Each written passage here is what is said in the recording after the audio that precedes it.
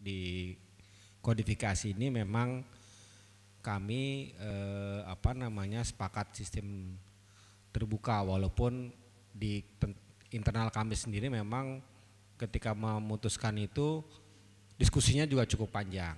Nah, tapi tentu saja sistem terbuka juga sesuatu yang harus dilihat juga, bahwa kritik publik ya, atau kritik dari sebagian teman-teman termasuk teman-teman kami terhadap sistem terbuka tentu sesuatu yang harus diperbaiki dan menjadi catatan dari sistem terbuka yang kita harapkan nanti menjadi pilihan.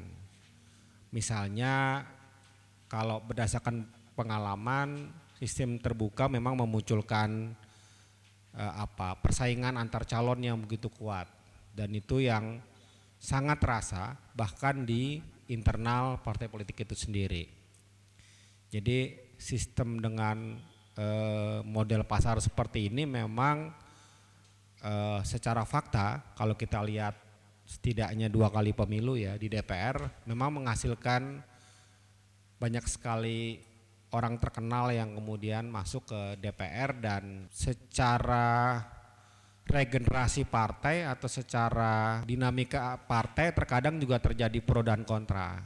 Saya beberapa kali berdiskusi dengan teman-teman yang selama ini aktif bekerja di partai, merasa bahwa ya akan sulit kemudian bersaing untuk menjadi masuk dalam list sekalipun kalau kemudian sistemnya masih seperti ini.